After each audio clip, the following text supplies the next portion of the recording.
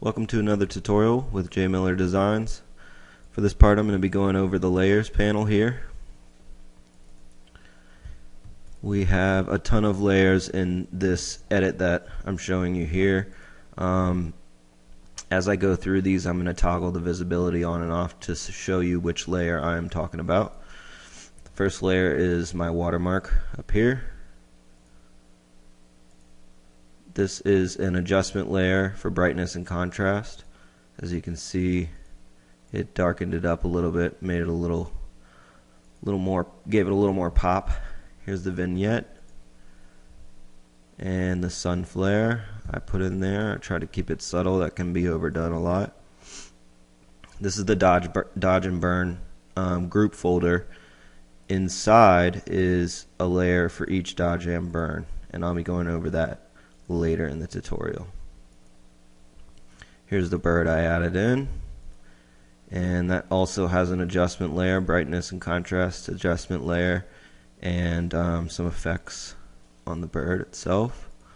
And then this last group here is my image, and a lot of times when I'm doing landscapes with scenery that goes very far into the background of the photo, I'll edit for the foreground, the middle ground, and then the sky. So as you can see here, this is my foreground edit, and it's masked out to only include these trees here in the foreground.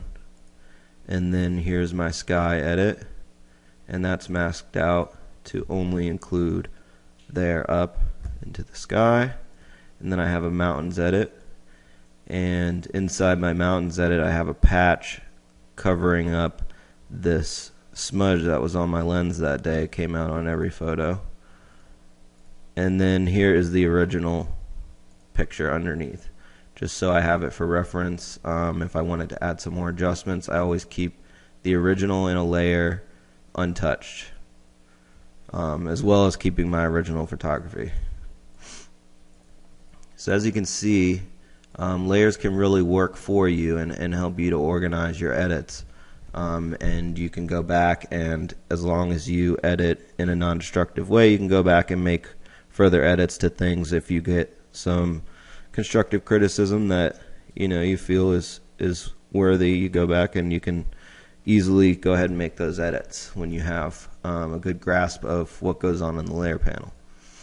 So I'm going to go over the panel itself briefly. At the top here you'll notice this search window with some icons, and this is where you can filter your layers. If you have a ton of layers like I do, you might want to find a certain thing inside there, and it's deep down in 5 or 6 folders, and you can search for the name of it. As you can see, watermark shows up as you search.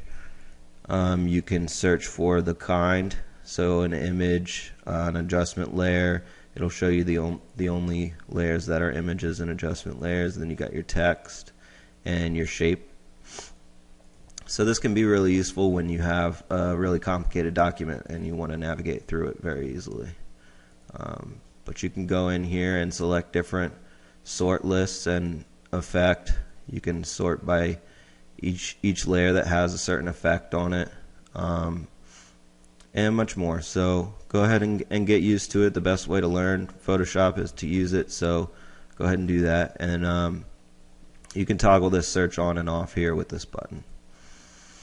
Then you have your drop down up in the corner, and this is where you can do most of your work from. You've got a new layer here, all kinds of stuff you can do from here, but we'll get deeper into that as we go along. If you have your layer selected, you have some options here. You've got your blending mode here, which changes the way this reacts to all the layers underneath of it. Then you have your opacity and your fill, which you can drag up and down. The opacity controls the opacity of the entire layer, and then the fill will control just your main layer. It doesn't include the effects that you have on your layer. So that's the difference between those two and what you can control. Then you have your lock panel here with some icons here. I don't really use these three. I usually just use this to lock a layer, and then you can select layers underneath without grabbing that particular layer. That's usually what I use that for. You can lock positioning, and then you can lock pixels, and you can lock editing, I believe, image pixels. So there's a little more to that, but I really don't use that a whole lot. So aside from that, we're going to go ahead and get into the nitty-gritty of how I actually did this edit. And in the process, you will learn more about layers as I do certain things. So stay tuned for part 2.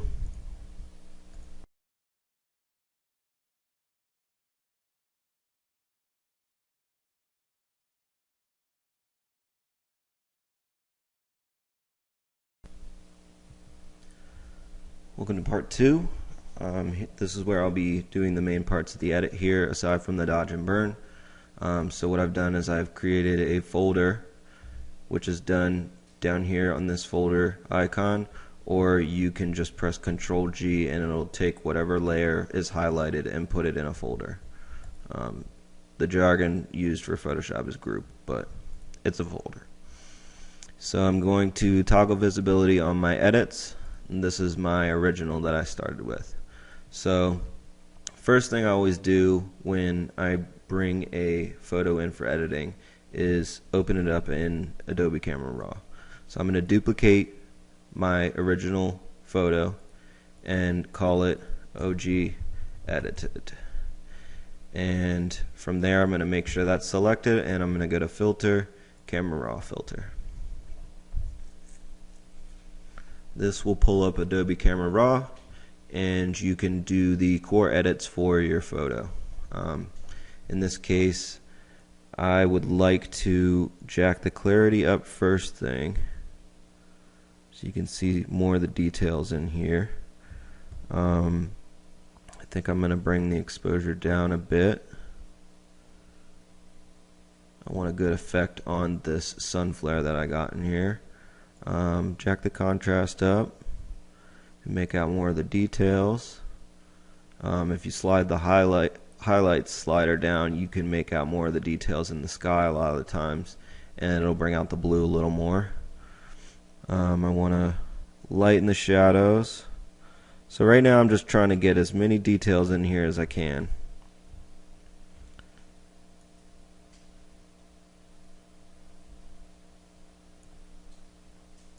A little bit of vibrance so we can see these colors really pop. Saturation.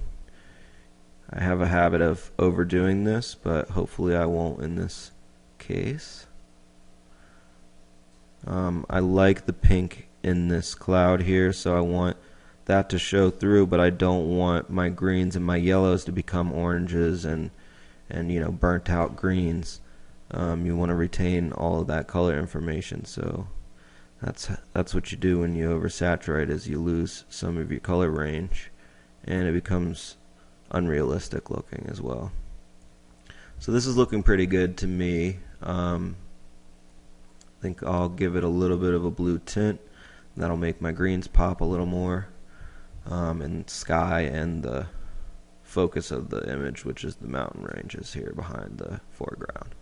So this is a pretty good base edit. I'm gonna click OK, and that will edit the layer that I had selected. So as you saw earlier, I edited this photo in 3 parts. I did the foreground, and then I did the mountains, and then I did the sky. So I'm gonna go ahead and do that now. So let's go ahead and name this layer foreground. Always duplicating off of your original. I'm going to move that up above the edited base that I have here. This is just a guide for me. And I'm going to go ahead and edit for the foreground only. So I'm going to ignore all of this and edit for the foreground. So you go back in, Camera Raw filter. You can see whenever you're in these windows, you'll see these keyboard shortcuts on the right. It's really good to get to know these. It'll improve your workflow a ton, and you'll get things done quicker. So I'm going to pop that foreground into Adobe Camera Raw, and I'm going to edit just for this part. So let's get the clarity up. It's a little too much.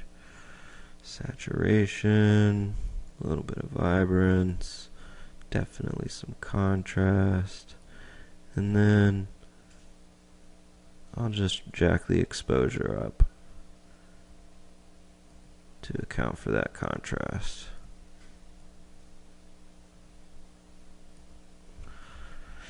Still wanting it to pop a little more, so I'm going to lighten the shadows a bit.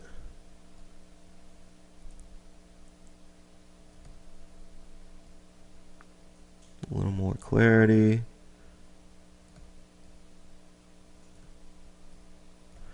And we'll give it a green tint so we're not oversaturated.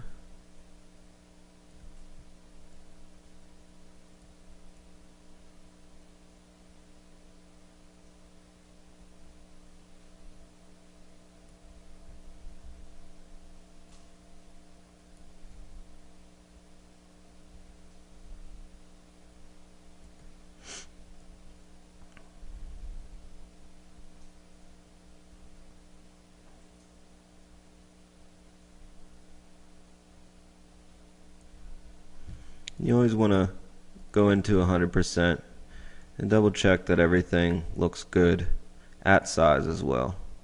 I still got my greens in here. They're a little bit yellow, so I'm going to bring down the saturation a bit. Looks pretty decent. So that's that. That's my foreground. Going to toggle the visibility on that. And I am going to duplicate my original photo again and call it mountains. Bring that up above the foreground. Actually, we're going to bring that below the foreground because that's in front. The foreground is in front. So we're going to stack these suchly. And then on the sky, I'm going to apply a gradient mask and put it right on top of everything. You'll see that here in a bit. So I'm going to go ahead and edit for my mountains now.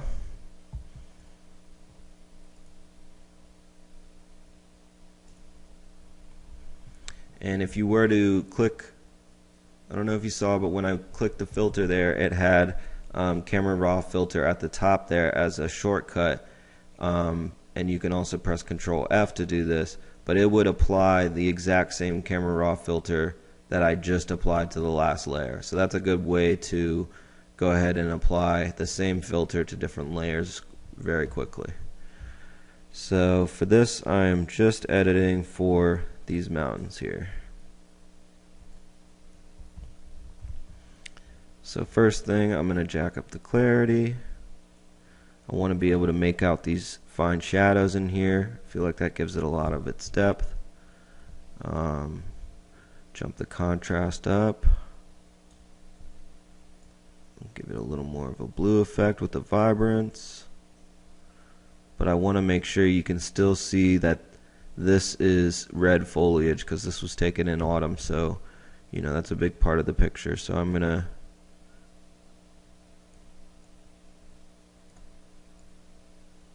try to jump that up a little bit.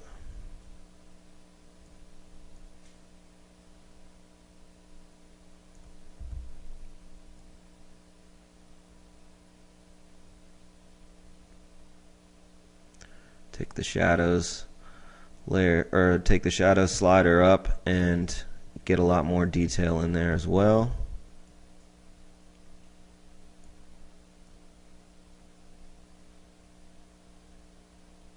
And the highlights, take them down a little bit, and that's looking pretty good there to me. You can make out the very far mountains, and there's a lot of good detail inside of here that I want to highlight with my dodge and burn. So this is looking good. I'm going to commit those changes, and as you can see, the mountains layer is edited. So now we're going to go ahead and edit for the sky. Duplicate my original layer, call this sky, and bring it up to the top. Then I'm going to camera raw filter, and I'm going to edit just for the sky. So first off, I'm going to get some clarity into those clouds, jack up the vibrance to get that nice sky blue. I got lucky on this shoot. It was a beautiful sky out that day.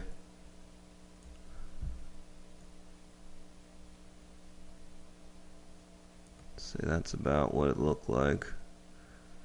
Bring up the contrast. We'll brighten the blues a little more too. So I'm going to bring down my vibrance a bit here. That looks pretty good. I press P and you can see your before and after there. That toggles your edits on and off. So I'm liking the way this guy looks here. I think I'm going to commit to that. So now we've got all of our Adobe Camera Raw edits applied separately to each portion of the photograph we want to edit. So we've got the sky here, the mountains, or this is the foreground edit, I'm sorry, and then this is the mountains edit, and here's my base. So as you can see, we're going to add a lot more vibrance and pop to this image by layering in each portion of it separately. So now I'm going to mask out each element of the photograph here. So I'll start by masking out the foreground.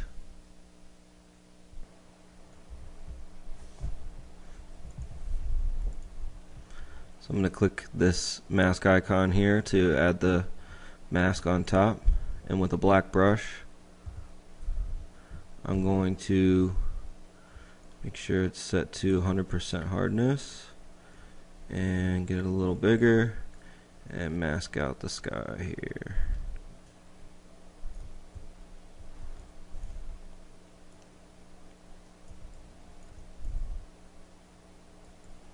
If you want, you can add a brightly colored layer underneath so you can get as close as you can to the details, and I'm going to do that here. Click this little piece of paper icon here, create a new layer, and call it fill. Drop it down, and I have a bright color here already in my foreground, so I'm going to press Alt and backspace, and that'll fill that layer with my foreground. So now I'm going to go in and get this as close as possible. With the wand tool, you can try to come in and grab some of this blue. Wand tool is this one here. I press W to access it from the keyboard. But for this, it's really detailed, so what I'm going to have to do is just go ahead and use a soft brush. I'm using the combination of Alt and the right mouse button held down. Going left and right makes the diameter change, and up and down changes the hardness. So the hardness, I'm going to want that to be at about 30, and I'm going to get my diameter down to about there. Then I'm just going to come in and touch up these corners here. The light brush, the soft brush, it makes it so that the fade is nice and gradual on your brush. So if you see, the edges there are nice and soft.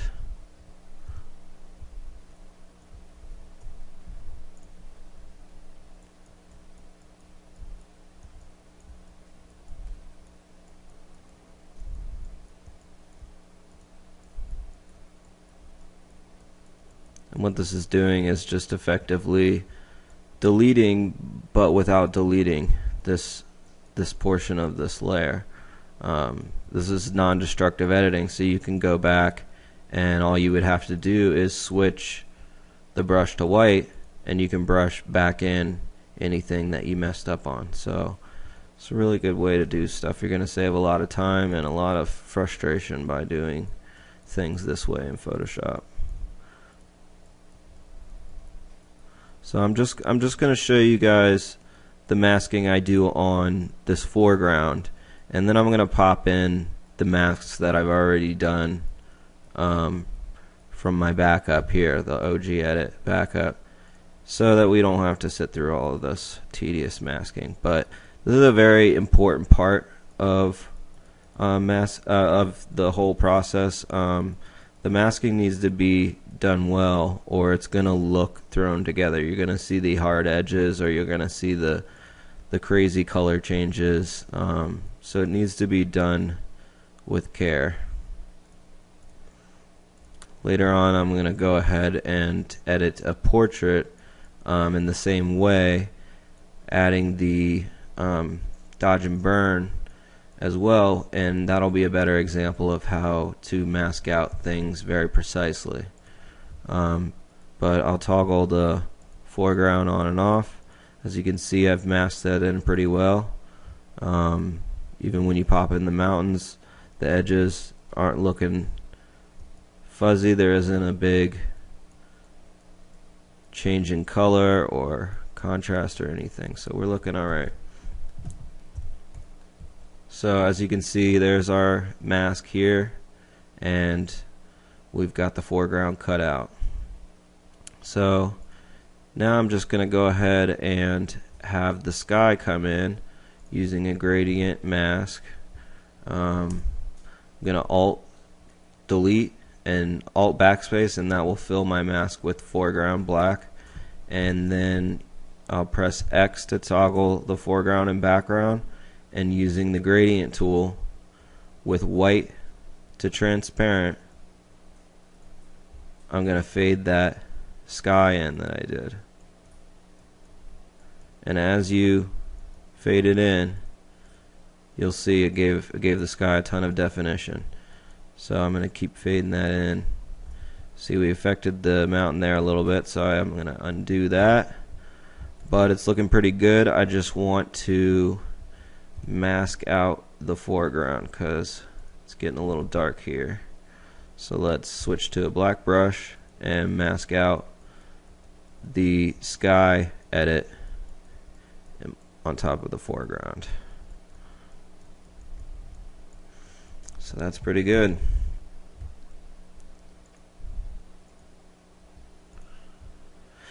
Alright. So as you can see, that's the 3 parts all together.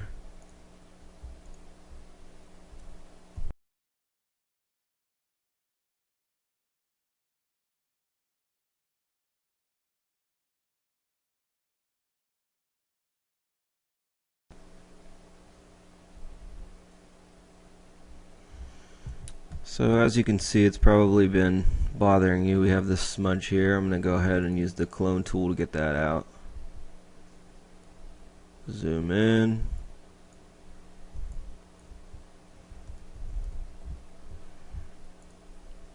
So above the mountain layer, I'm going to put a new layer and call it patch. And from there, I'm going to select the stamp tool, the rubber stamp tool, or S on the keyboard,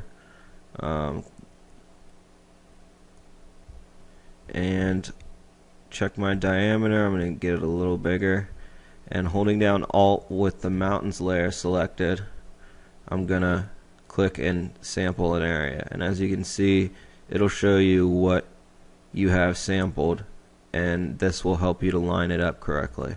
But you want to make sure to do this on another layer so you can go in and edit it and make it look realistic.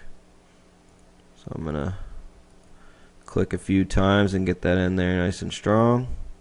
You're going to want to make sure you have on a light brush from earlier. You should, but your hardness needs to be 0. And then I'm going to Click the mountains layer again and sample another area. I think for this I'm going to sample over here. And then select my patch layer and patch that in. So now I have this patch layer and that's covering it up. I'm going to want to delete the areas that don't look good. So I'm going to add a layer mask there, and using a black brush I am going to mask out anything that looks weird. Let it blend in nice and easy. And if you start to get a little bit of whatever you're patching back in there, then you can just zoom in a little more, bring your diameter down and your hardness up. You don't want it to be too bad, and then just with a white brush, brush it back in. I'm going to fix those couple areas. And then I'm going to switch to black and brush out these fine details so you can see the background coming through.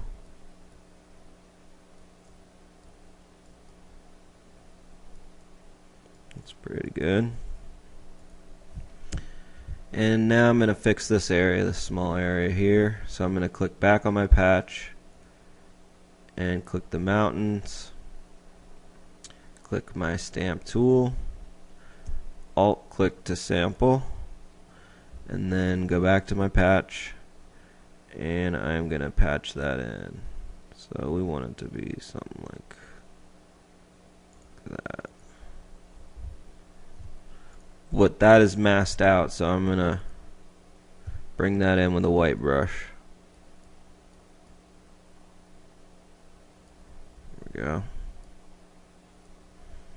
And then switch back to black and take out the bad pieces.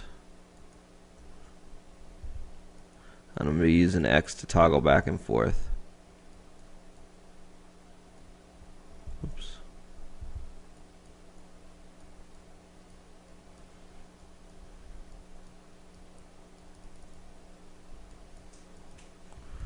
Alright, I messed up a little bit there, so I'm going to patch this back in and patch this out. And there we go. From far away you can't even tell. Control 1 will get you to at size, and I can tell there's a little bit of work done in there, so I'm going to go in and touch it up a little bit more. Let's see what we got here. I'm going to sample my own patch, get rid of that little dark spot there.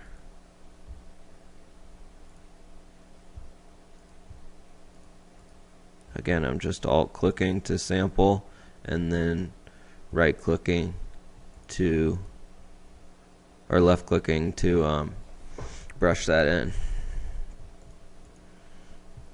And then for the discoloration there, I'm going to paint over that in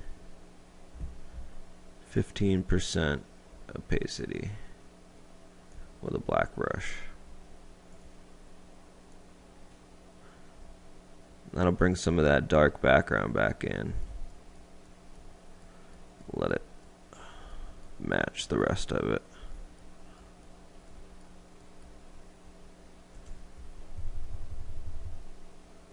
There we go. So that's how you use the stamp tool to clone out any unwanted items in there. So we got our patch now, and I'm going to go ahead and group all of these layers, call that image. That's Control G to group, or you can click on the little folder icon. And from my OG edit, I'm going to grab the bird. And I held Alt while dragging a layer to duplicate that layer. I'm going to put that right on top here. So you can see my bird is in there. I want to show you exactly what this bird really looks like.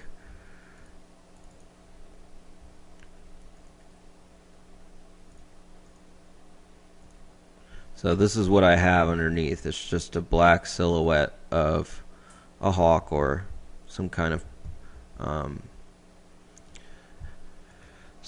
hunting bird. So on that bird, I have applied some layer style effects. I have a bevel giving it a little bit of shine, and that is to duplicate the shine that would be coming from the sun itself. And then I have a gradient layer with that fades from black to brown to give it its color of its feathers.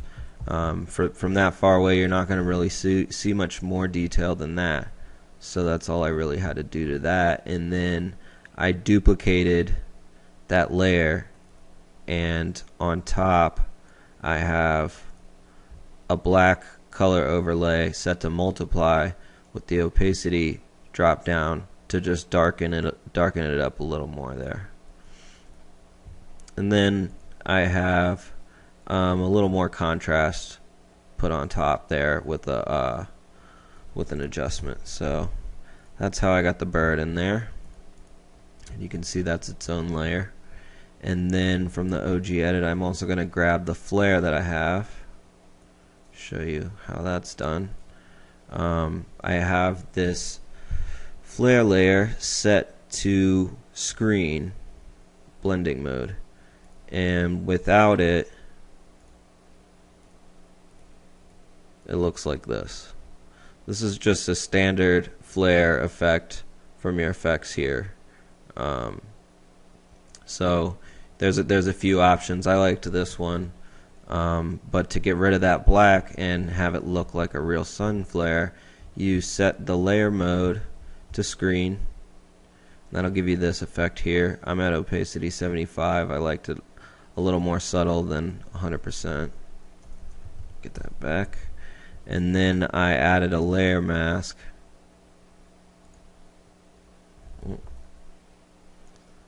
And that's just lightening it up a little more. What I did was, let me delete this and do this over.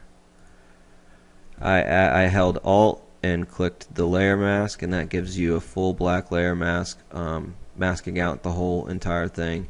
And then with a really soft brush, 0% hardness, at a large diameter, I brushed in that flare effect just to make it a little more subtle. I was afraid some of the coloring was going to come through on the side, so I wanted to make sure it was just in this area. That's all I wanted. So that's how I got the flare in there. Let's see what else we got here. This is just your standard watermark. I have it saved as a PSD that I place into the document once I'm done, and just arrange it in the corner. It's set to opacity 34. I want it to be subtle. I don't want it to be in your face.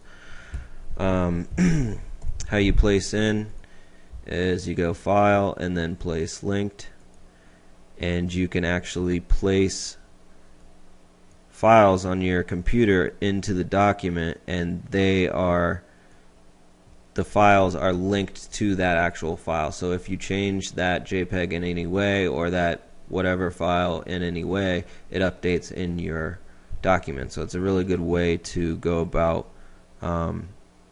bringing in other things for your composite. So I'm going to go ahead and drop this watermark in.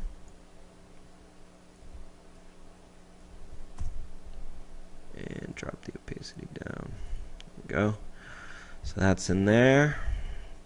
Then I got the vignette, and after that we're ready to dodge and burn. So for the vignette, I like to just add a new layer, fill it with black. D will get you back to your default foreground and background. Call it vignette, and then add a mask, and with a very large black brush with 0 hardness, I hit it dead center, and there you go. Hit it another time and makes it a little wider. There's many ways to do this. This is just the way I like to do it. Set that layer to multiply and drop the opacity a ton until it's barely noticeable You don't want those things too dark because it just takes away. You want your, I'd say the focus of this picture is the sun and the bird, and it leads your eye into the beautiful mountains. So I want to make sure it's not touching anything in there, you know. Just kind of draws your eye in. If it's too dark, it overpowers the whole thing. So try to keep it subtle. Other than that, we have a slight brightness adjustment, but I guess we can go ahead and do that. Let's see, brightness, contrast, and that's on top of all these layers. So unless you use a clipping mask, it's going to affect everything underneath, and that is what I want, other than the watermark. So I think we'll put the vignette on top of that as well. So clicking on the adjustment, I can brighten it up, give it a little more depth there with the contrast, and that's pretty close to what you see here.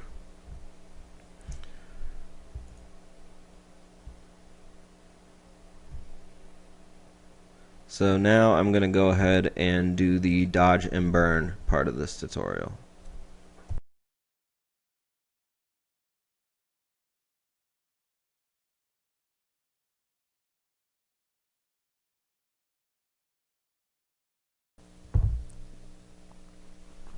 So now I'm going to show you how to dodge and burn in Photoshop.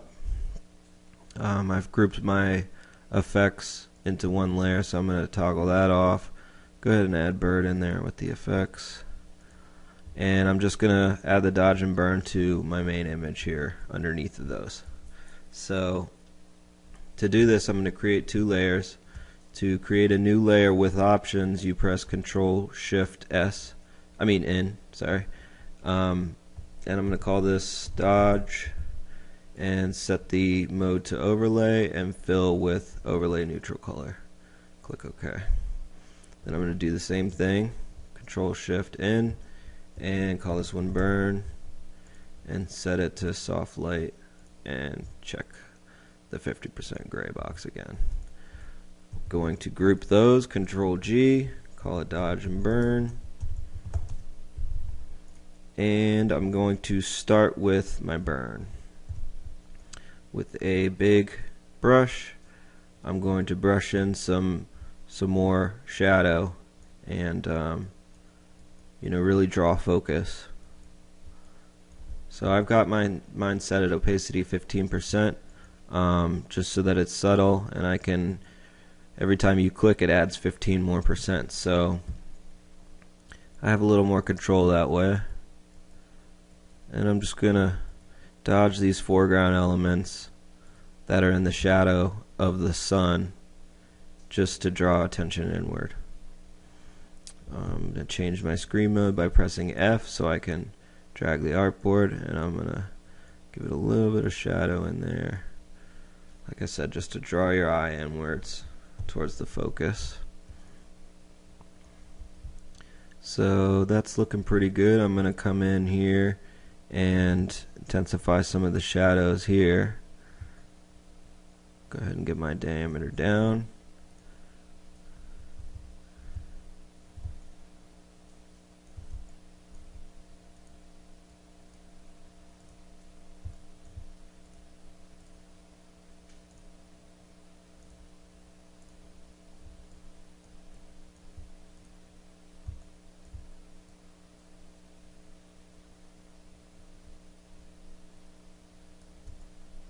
This will just make it a little more dramatic looking.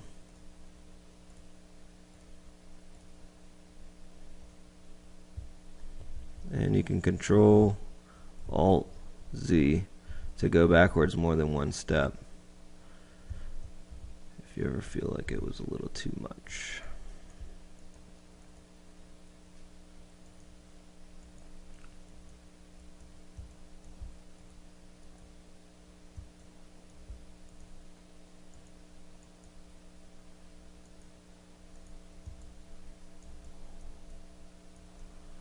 That's looking pretty decent.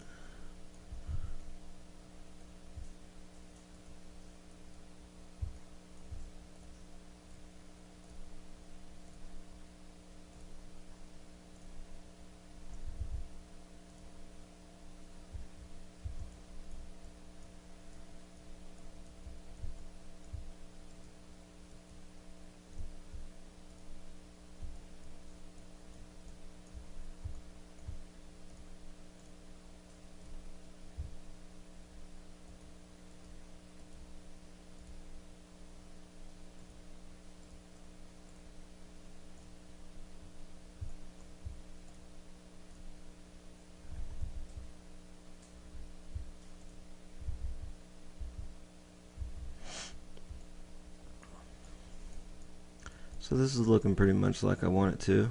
So I'm going to come back out and see what I did here. I'm thinking that the shadows are a little bit too much, so I'm going to take the opacity of this burn layer down a bit until it's a little more subtle. I'm sorry. That's fine. Bless you. So I'm going to toggle the visibility of this burn layer, and that'll show you exactly what I did there with it. You can do more, you can do less. You know, this is just kind of showing you how to do it. I'm going to bring it down a little more. Let's see. Right about there. It's subtle, but it definitely helps. Now the dodge, I'm going to do the exact same thing except with a white brush. And this is going to intensify your highlights. So I'm going to go ahead and brush in these nice autumn colors here, make this pop a little more underneath the sunlight.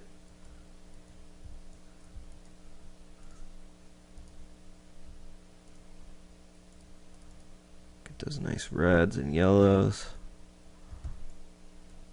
That's looking pretty good. I think I'm going to intensify this ray here like that.